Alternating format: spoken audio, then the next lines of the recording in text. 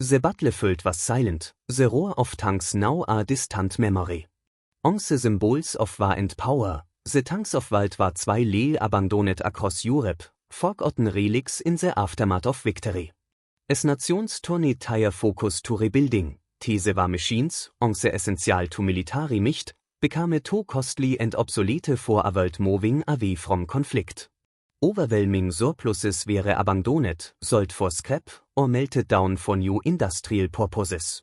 What was once the pinnacle of engineering, now rots and decays, scattered across forgotten fields. Their journey from dominance to disposal is a chilling testament to the cost of war and the fleeting nature of power. The air was heavy in Europe at the end of World War II. The ground, once pounded by relentless tank tracks, was now still, though scarred and soaked with the remnants of a devastating conflict. Amid the ruins, vast fleets of war machines lay scattered, their once imposing presence now a stark reminder of destruction and obsolescence. The war had ended, but for these machines, their fates were far from decided. The battlefields they had once traversed became graveyards of steel, sitting dormant, awaiting a future that would be shaped by economic pressures, political decisions, and the sheer need for space in a devastated world. Tanks and armored vehicles, like the German Tiger and Panther, or the Soviet T-34, had been built with one purpose: to carry their nations to victory in an all-out war. But now, in the aftermath, those same vehicles were stranded in the chaos of a post-war world, where victory had already been claimed. They were expensive to maintain, expensive to operate, and, in many cases, no longer practical for the future of any nation.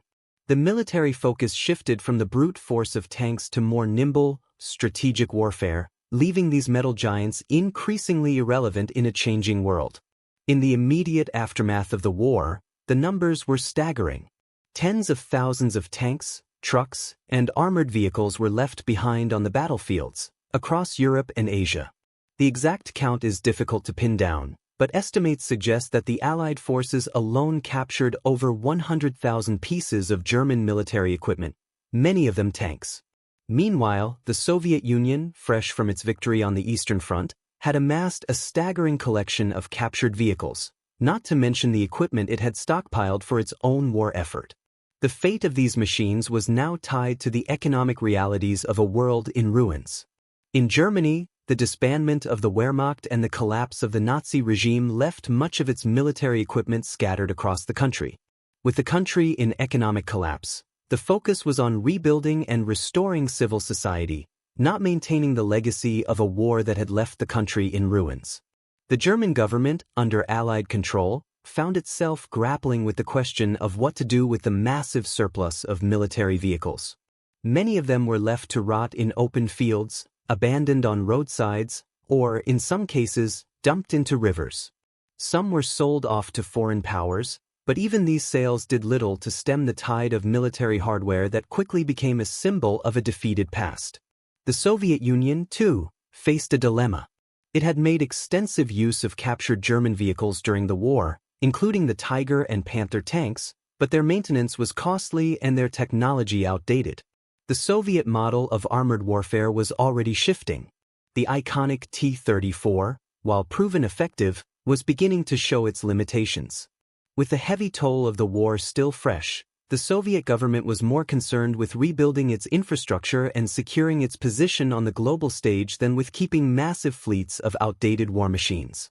Large numbers of tanks and vehicles were pushed into scrap yards, melted down for raw materials, or sent to storage facilities where they sat, unceremoniously gathering dust. Elsewhere, in Britain and the United States, the story was no different. The war had left the Western powers with an overwhelming surplus of military vehicles, but the need for such machines had sharply diminished. The post-war world was rapidly shifting towards a new era of military strategy, one focused more on air power, nuclear weapons, and smaller, more efficient ground forces.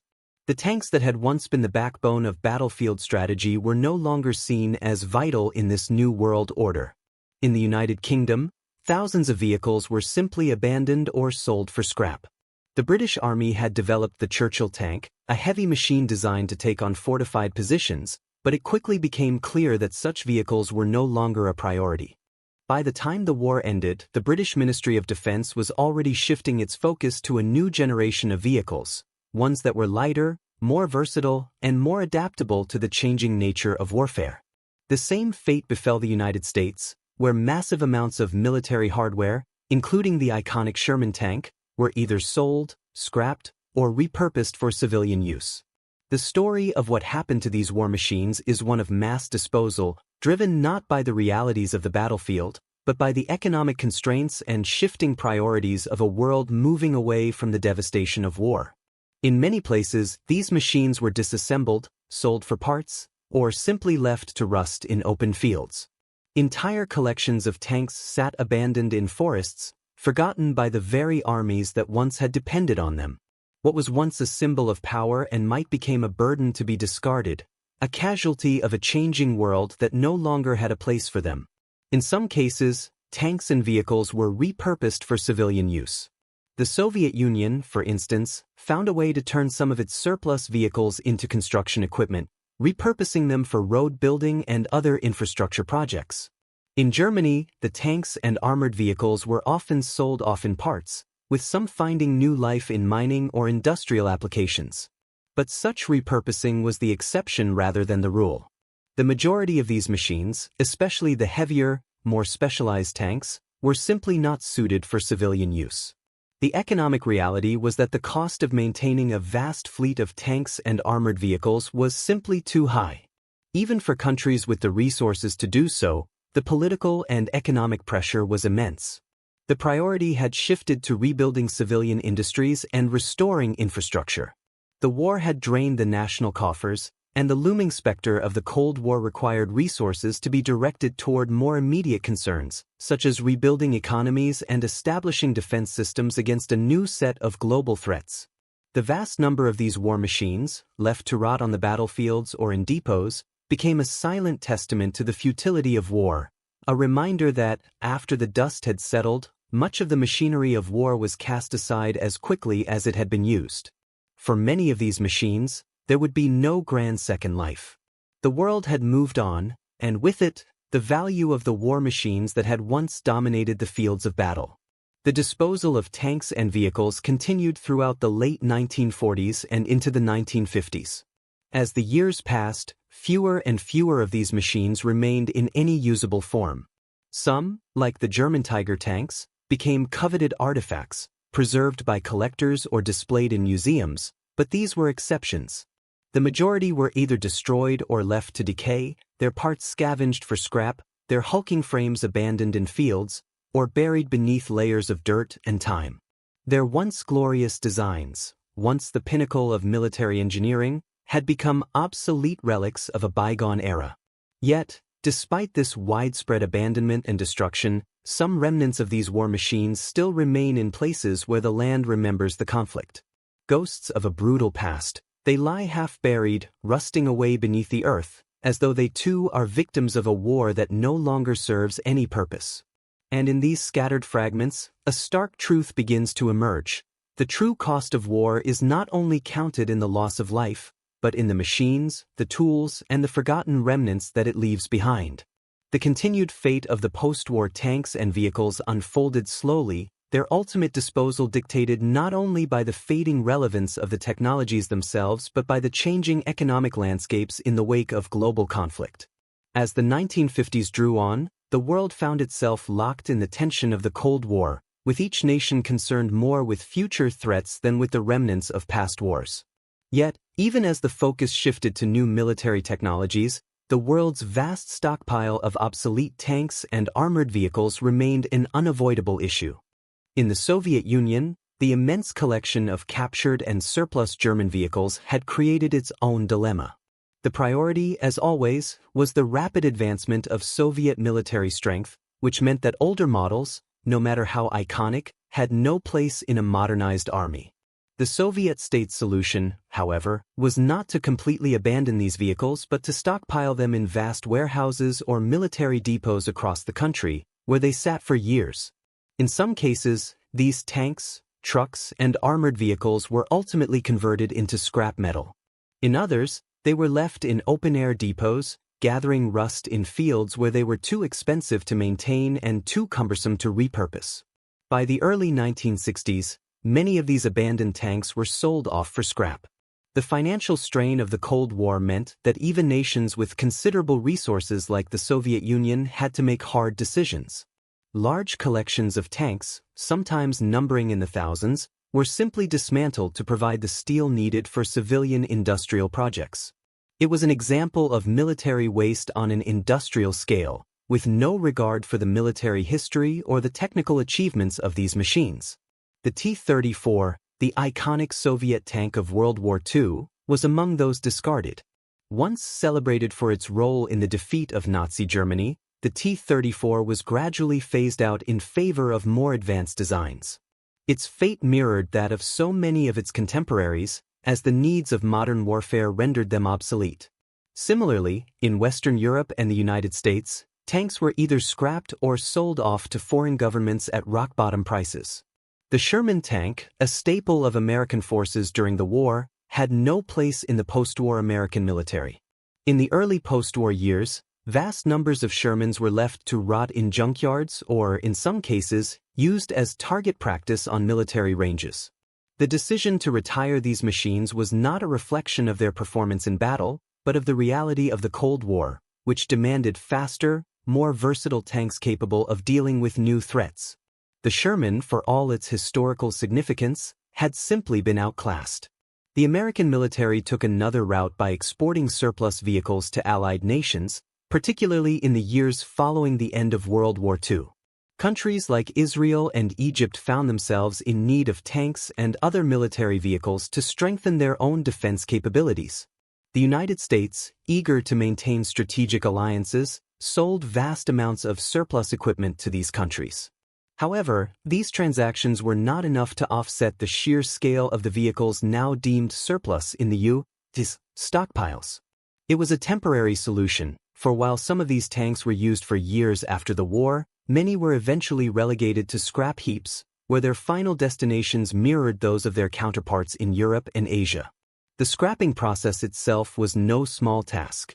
The sheer volume of tanks and vehicles left behind after the war, combined with the difficulty of disassembling such enormous machines, created a significant logistical challenge. In Germany, France, and the United Kingdom, scrapyards were overwhelmed with military vehicles. The work was labor-intensive, often requiring heavy machinery to dismantle the tanks and remove the armor plating. The steel extracted from these vehicles was valuable, but it came at a high cost: the destruction of historical artifacts, many of which could have served as reminders of the cost of war, or perhaps even as tools for future technological advancements. This was the harsh reality for the battle-hardened vehicles of World War II, machines built to withstand the ravages of battle, now subjected to a slow, unforgiving process of disassembly and destruction. In the case of Germany's Tiger tanks, once the pride of Nazi engineering, their fate was particularly grim. While some have been preserved in museums, the vast majority were either scrapped or left to rot in open fields, where they became little more than monuments to lost potential. The few remaining Tigers, scattered across private collections and museums, serve as reminders of a time when such tanks symbolized invincibility. For the rest, there was nothing but the furnace. It wasn't just the tanks that suffered this fate. Armored vehicles, trucks, and other military machines were similarly disposed of.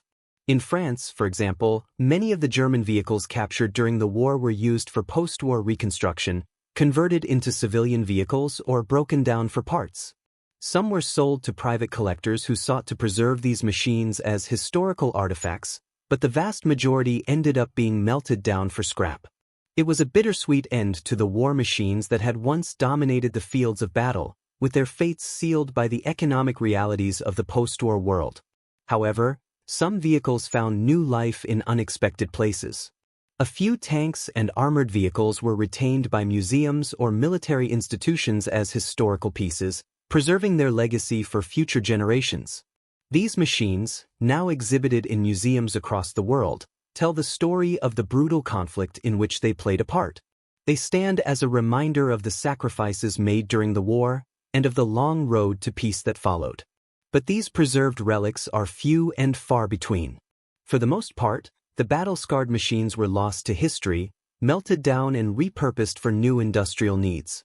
By the mid-1950s, the world's stockpiles of post-war tanks and armored vehicles had begun to dwindle.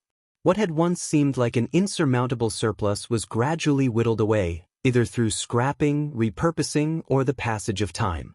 The remnants of the war machines that had once been the terror of the battlefield were now little more than forgotten relics, their designs and their stories fading into obscurity. The battlefield was no longer a place for these vehicles to make their mark. They had become casualties of a different kind of war, one that was fought not with tanks and soldiers, but with diplomacy, politics, and economics. Today, only a handful of these vehicles remain in any form of operational status. They are scattered across museums, private collections, and military installations.